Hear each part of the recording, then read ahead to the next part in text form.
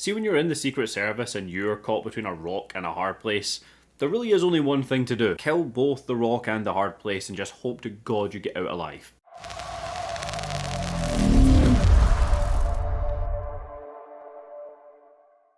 Very quickly, if you enjoy the cut of my jib, consider hitting subscribe. Not only will it keep you up to date with these latest movies to maybe add to your watch list, but you're going to make my day. With that being said, let's get on with this one. Little Dixie. Little Dixie is a movie where it's like America versus the Cartel, and we've got Doc just caught in the middle of the two of them. So this movie opens up on the execution of one of the cartel bosses. Doc, our main character, is here to watch it, and then we cut to the television which shows the governor is boasting about this. Like, it's one thing to take out a cartel boss and be done with it and be happy with yourself, but as they say in the movie, the governor is like spitting on the grave of this cartel boss, which, as you could imagine, the cartel aren't too happy about. It might be the thing that pushes them a little bit over the edge. So this is a very minor spoiler, but it is an issue I had with this movie. At the start of it, it throws up a lot of relationships that Doc has with various people and that they also have within themselves. All of these relationships aren't going to matter very soon. You know, the movie doesn't take long for it to make it a little bit null and void, so the fact that it kind of overly complicated the start of the movie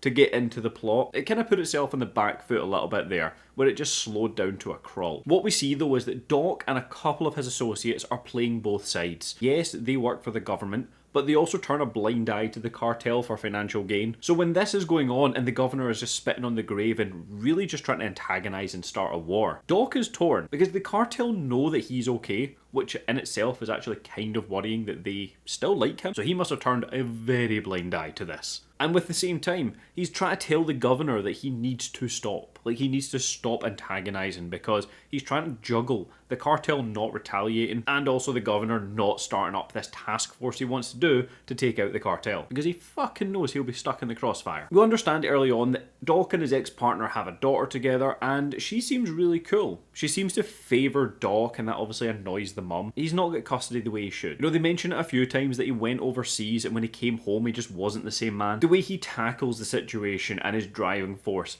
it really makes you understand that, yeah, this guy probably did see some shit and he has changed for the worse. Well, better, depending on what side of the gun you're on, I suppose. So whilst this is happening, there is some infighting within the cartel. This movie takes place between both Mexico and America. The execution at the start was one of 3 brothers, and the other 2 brothers are left. One is your cliche, he's in control and he's very organised and methodical, and the brother that comes in, yeah, he's a bit of a loose cannon, he just wants to get revenge however he can. One of the things in his culture, he says, is that they get the head of who it was that killed them. So Doc is really torn now between the governor and the cartel. More so because this loose cannon, Cuco, has taken his daughter. Now I know you're thinking that Cuco is probably the villain in this movie. No, the antagonist of this movie is very clearly bad posture.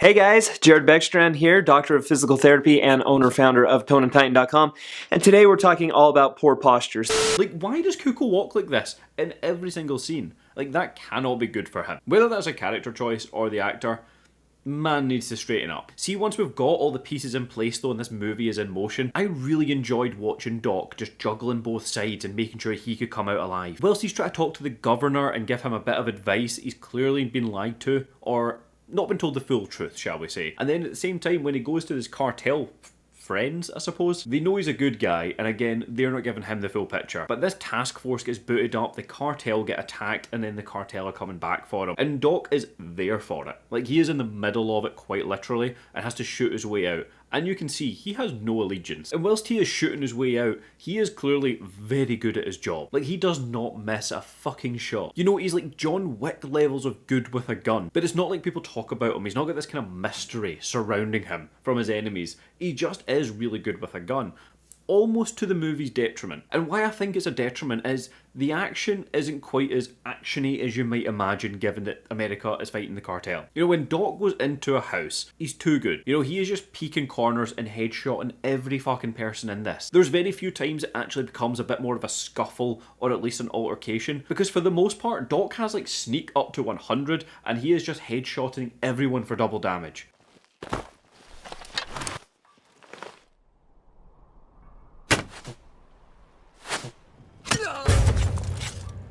And that's what I mean by he's too good to a fault. Like, it's great to watch, and clearly the man is good at what he does, But see, from an audience perspective in an action movie, you're just watching Doc clearing out houses. I don't even think he gets shot in the whole movie. He doesn't. Come to think of it, he doesn't get shot once. Like, he almost takes zero damage in this movie. Doc might as well be streaming because this man is doing a no-hit run whilst taking down the Cartel.